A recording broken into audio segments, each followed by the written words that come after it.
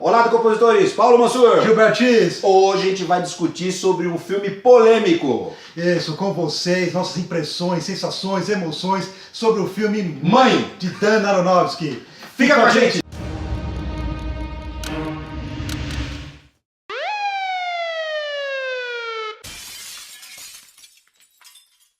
Mãe é um filme que eu acho que está sendo injustiçado, é um filme que eu acho que vai virar um cult e para mim já é um cult. E por quê? Porque ele tem elementos ali, vários elementos que para mim compõem uma obra de arte de sucesso. Ela uma obra que atingiu no seu ápice assim, do seu objetivo, porque justamente está dividindo opiniões. Sim. Ela está motivando as pessoas, tanto para o bem quanto para o mal, para discussões. Pessoas que estão amando e que estão odiando. Isso. Então uma obra, para mim, que consegue mexer com as pessoas a esse ponto, é uma obra plena. Uma obra de arte plena, nas suas funções mesmo disso, de cutucar as pessoas, de fazê-las pensar, de fazê-las discutir. Né? Então, assim, a primeira coisa que eu acho que está rolando é a injustiça de ter me colocado várias indicações para a obra para o Framboesa de Ouro. Tá. Uma delas, por exemplo, é a Jennifer Lawrence como pior atriz.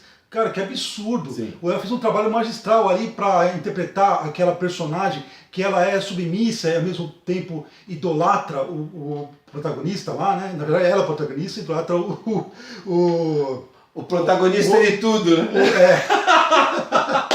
Entendeu? Então, e ela te faz um trabalho muito grande de te conduzir pela história inteira.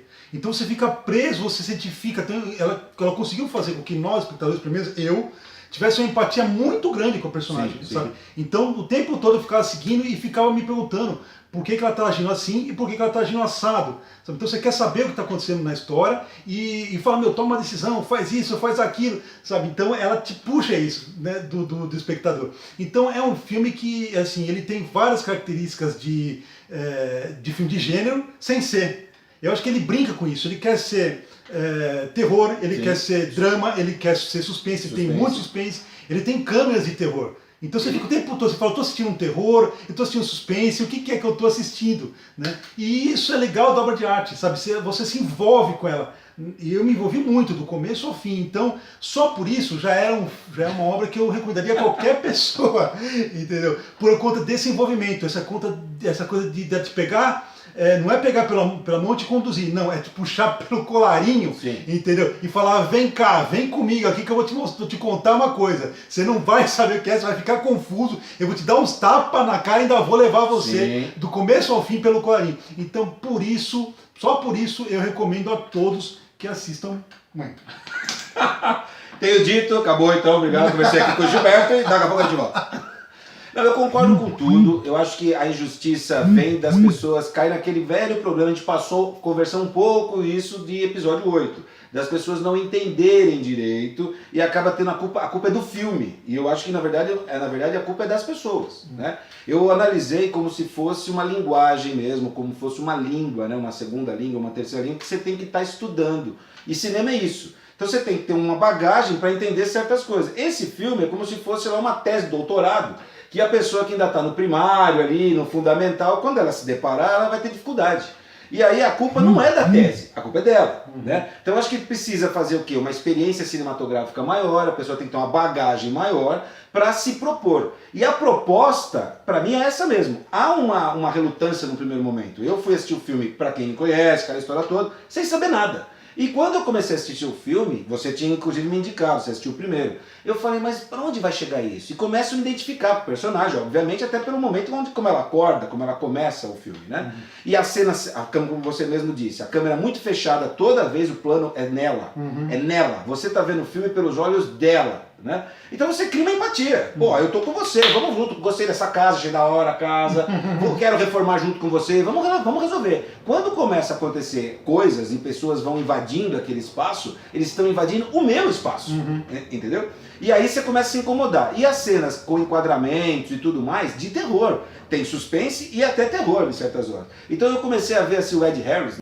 Eu falei, esse cara veio fazer merda aí dentro, veio quebrar essa harmonia. Sim. E ele veio fazer a merda e quebrar a harmonia. E eu fui ficando tenso, eu fui ficando com medo, e eu sentia medo, angústia. Então, por exemplo, tem gente que só esses aspectos que eu estou descrevendo já se incomoda e sai da projeção. Se for no cinema, ou para de ver se for em casa. Então isso tudo que você descreveu é perfeito, né? Então eu vou falar da minha sensação, foi tudo isso, eu tinha medo, angústia e tal, e não estava entendendo, e falava com ela, vai, manda esses caras pra puta que pariu, e não sei o quê. E aí, numa determinada hora do filme, que a minha cabeça explode literalmente, tudo faz sentido do que eu já tinha visto e tudo começa a fazer sentido dali pra frente. E aí eu fiquei na mão dele e falei, faz o que você quer, meu filho, faz o que você quer. E aí, então, pra resumir, né, nós estamos falando, pelo menos foi a minha interpretação, de um filme que faz uma alegoria para a criação, né, Deus, o Criador, aliás, e a criação, a Terra, o mundo, o universo. E isso essa harmonia entre Deus, né, o Criador e a criação, é rompida quando Deus está meio entediado, né, num momento ali de um lapso de criação, ele cisma de criar alguma coisa, fazer um negocinho, e ele cria o homem. E aí, o homem fode tudo. Então é um filme que critica, no meu ponto de vista, Deus, e é um filme naturalista para falar assim, olha o que vocês estão fazendo merda, que somos nós. Você tem que ver o filme pelo ponto de vista do homem, né, que é, você chega na casa dos outros sem pedir licença, põe o pé em cima da mesa, quebra as coisas dos outros e fala assim, você é dono da casa? O dono da casa sou eu, agora vai ser eu. Porra, vai tomar no cu. Só porque você teve a permissão de vir aqui, você nasceu, você não foi chamado para nascer nesse planetinha, mas você nasceu e você acha... Te dá o direito. Te dá o direito de tomar conta de tudo, né? Muitas vezes ela fala assim, manda esses caras embora. Ele fala, mas eles vão pra onde? Isso é fantástico. Mas eles vão pra onde? Então fica essa discussão, mas vão pra onde? E é verdade, pra onde vai? Entendeu? No caso, se continuar desse jeito, vai pra puta que pariu. Pois é. Né? Então assim, eu achei isso tudo fantástico. Assim. É um filme que você falou muito bem. Ele é um tapa na cara. E ele te convida a você tem que ter, assim, ir aguentando os tapas. E tem gente que não tem estômago, não tem saco. Eu falo igual para não for surfar, né? Você tem que passar da arrebentação para depois pegar a melhor onda. Entendeu? O nego fica só ali na praia, mas sabe, vamos olhar aqui, vamos olhar, não tá dando pé, e o cara desiste. Uma pena. E assim, ainda além disso, ele tem várias camadas. Então ele te permite você ter várias interpretações. Nós já conversando com pessoas aqui e ali, recebemos várias interpretações diferentes. A minha interpretação, assim, eu desde o começo, para mim, eu saquei que tinha alguma coisa mágica ali. Tá. Então, quer dizer, ainda tinha algo de fantástico nessa história toda. E eu tinha sacado que o cara era tipo de um deus, mas eu não tinha para mim que ele era o Deus. Ele era, para mim, o filme era uma metáfora, que era uma metáfora com relação ao autor. Tá. Porque o autor em si de qualquer obra, seja ele um cineasta, um escritor, ele era um poeta, ele é um deus de sua obra. Um criador. Um criador. Então eu ficava vendo isso. E para mim, a mãe, no caso, o personagem de Jennifer Lawrence, era a musa que ele havia criado. A musa inspiradora. Isso. Por isso que ele ficava cuidando do ambiente, preparando e instigando ele. Você não escreveu nada, você não escreveu nada. Então, para mim, era isso aí. Aí começou a ter as estranhezas, que para mim eram coisas relacionadas à arte que ele estava trabalhando e a relação do público com a arte. Tá. E as coisas invadindo o universo dele. Então, o universo que era do livro que ele estava fazendo, extrapolando para a vida real ali. Né? Tanto é que, para mim, quando ele teve aquela inspiração, teve a metáfora boa ali e tal, é a questão do filho. Então, ele teve o filho, né? E aí que ele teve a inspiração máxima para escrever a obra dele, que é a musa, no caso, que para mim era a musa, e na interpretação oficial é a mãe natureza. Ela lê, ela chora e fala, é lindo demais. Só que eu vou te perder. Isso, entende? Então eu fui para esse viés, né? Que é cabível. Do final, assim, eu depois comecei a analisar tal, aí que eu fui pego com interpretações dessa questão religiosa, que na verdade tudo é a Bíblia sendo contado ali dentro de uma casa, né? Então, quer dizer, você não tira aqueles elementos bíblicos, de fato, né? E transporta todos para dentro do microcosmo ali, daquele casarão. Entende? Então isso é genial o que ele fez, o que ele conseguiu fazer, dirigir aqueles personagens ali dentro, naquele pouco espaço e te envolver dessa forma, com essas camadas de interpretação. Tem cenas que são planos, não são, mas eles parecem ser plano sequência. E são cenas longas, né? Com muitos figurantes, com muita coisa acontecendo e a câmera o tempo todo correndo. E, se fosse um plano sequência, tinha que ser refeito os cenários para que a câmera depois chegasse ali, porque ela anda em círculo.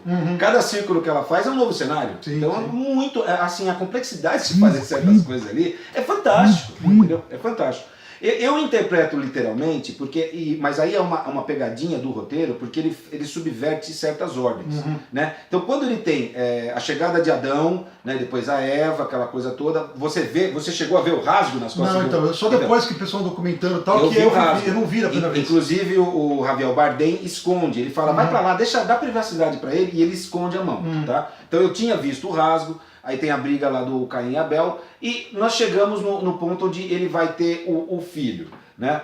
Já tinha acontecido muita coisa, inclusive. Quando ela tem a criança, quando a criança ela pare, né, a criança, já havia tido briga por religião, já tinha se formado religiões, a gente já tinha se apresentado a Black Bloc, campo de concentração. Tudo isso, pra mim, é um tapa na cara pra quem achava que aquilo era uma história normal, falar assim, mas peraí, como que tá acontecendo isso dentro de uma casa? Né? Desce a SWAT e tudo mais.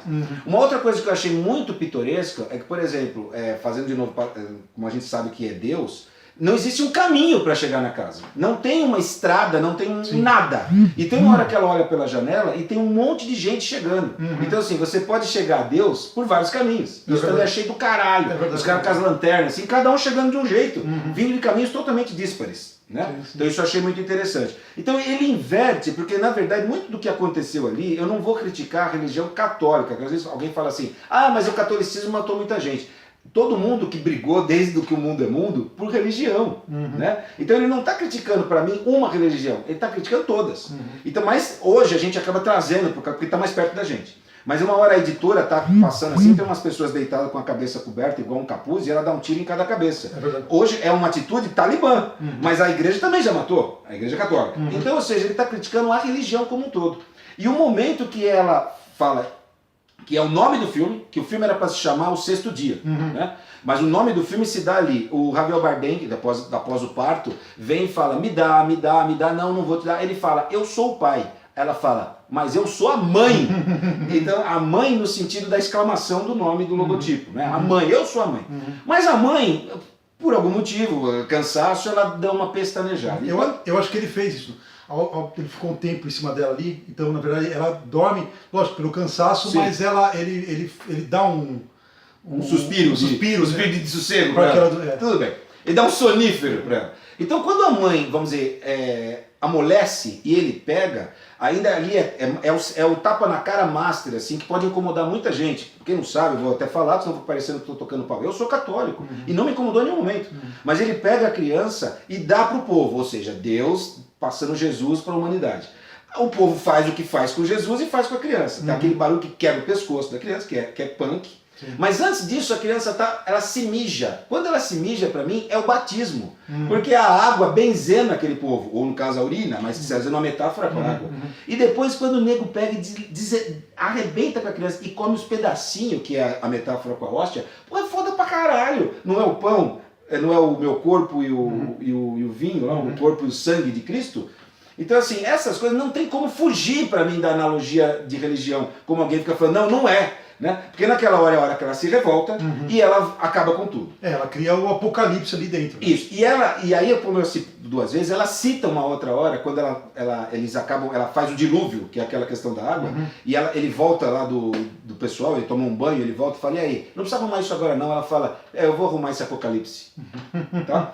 Mas uma coisa que eu achei interessante, que eu não sei também é uma viagem minha, eu começo a ver demais, quando ela encontra aquele buraco lá na parede, que sai o sapo, não sei o quê, e tem lá o tonel, tem óleo ali. E estava aquilo fechado. Eu fiz uma leitura que aquilo é a fase dos dinossauros. Porque o petróleo vem dos dinossauros. Porque é uma coisa que Deus deixou para trás. Tipo assim, eu vou agora trabalhar daqui para frente. O que passou, passou. Só que ela descobriu o buraco e através do óleo derramado é que ela taca fogo, que é o petróleo, e depois, na abertura da câmera, é a bomba atômica. Né? Então até isso é uma coisa que Deus, na casa, tinha deixado para lá. Não, isso aqui não me interessa mais. Que é... E ela descobre através do sangue, né? Ela descobre através do sangue, que é o pecado original mesmo, ou seja, é maculada, a terra foi maculada quando Abel morre, porque ela está inclusive lavando a louça e vem uma mosca assim, a mosca morre, e ela fica olhando como quem diz, pô, isso nunca tinha acontecido aqui, né? Nunca tinha acontecido. E é uma ferida que não se fecha, né? E aquilo é o causador de tudo. E para terminar, quando a a joia lá, o diamante, que vem realmente o diamante surge através do carvão, no mundo real. Né? Então quando o diamante surge e ele tá lá tranquilo, intocável, e a Eva vai lá, que é o fruto proibido, Sim. e derrama e quebra, e Deus joga para fora eles, eu entendi que Deus falou o seguinte: fudeu, vai ter que acontecer tudo isso de novo para mim conseguir mais uma vez essa merda. Eu fiz a analogia que nem que está fazendo uma comida, um bolo, alguma coisa, aí Desandou. alguém foi lá, abriu a tampa do forno. Puta que pariu, vai murchar essa merda. Você até tira, tenta salvar, mas você sabe que não vai ter jeito. Você vai ter que fazer o quê? A massa de novo. Então, para mim, quando ele expulsou eles do paraíso, que ali fazendo a alegoria ao paraíso, ele já sabia que ele tinha que passar por tudo isso e falar assim: eu vou ter que fazer tudo de novo para conseguir meu diamantezinho. E eu também faço associação com o Criador, independente, porque tem gente criticando quando ela fala assim: mas e agora? O que vai ser tudo de novo? Não sei o quê. Ele fala: a minha função é essa. Mas não é a sua e a minha. A gente não está produzindo conteúdo. Quando a gente termina um vídeo, o que a gente faz de novo? Outro vídeo. Então assim, estão criticando Deus. Não, mas Deus está repetitivo. Mas a função do Criador é criar. Então ele talvez precisa fazer um shutdown para começar de novo. Ele é o arquiteto da Matrix. Sim, sim. Ele tem a necessidade extrema de criar. Ele precisa criar. Ele não vai descansar no 7º dia. Entendeu? Ele tem que criar de novo. Não, ele até descansa no 7º dia, dá rebosteio e aí ele volta. Né? Mais ou menos. Aquele dia seria o 7º, né? O filme não era para chamar o 6º. A gente viu tudo acontecer no 7º, o dia que ele estava descansando. Olha o rebosteio que deu.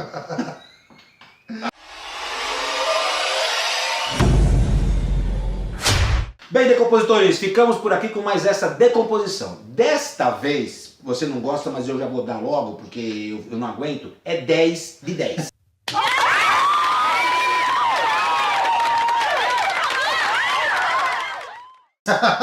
E eu sou difícil para dar 10. E eu tô dando 10 pelo conjunto da obra. Então tudo que você falou agora e eu falei representa o 10. Não tem como fugir do 10. Tá Sim, bom? eu também acho o filme excelente. Não dou nota, mas acho excelente porque ele me cativou durante o período todo de exibição. E eu tenho duas provocações para deixar aqui, para que vocês façam aqui nos comentários as suas interpretações. Tá? Uma delas, que nós não falamos aqui, né, na nossa análise, é o seguinte: o que estava no vaso sanitário? O que era aquilo? O que era aquilo? Me deixa aqui embaixo, me deixa aqui o seu comentário. E também, o que era o pozinho amarelo? O que era o pó amarelo que quando a mãe terra se sentia incomodada, ia lá e dava uma tragada? Isso, o diretor da Aronofsky disse que vai levar pro túmulo esse segredo. Então vocês digam aqui pra gente o que vocês acham. E aproveita, se você gostar do vídeo, deixa aquele like, compartilha, siga a gente nas nossas redes sociais, Twitter e Facebook. E se você ainda não é inscrito, se inscreva no canal.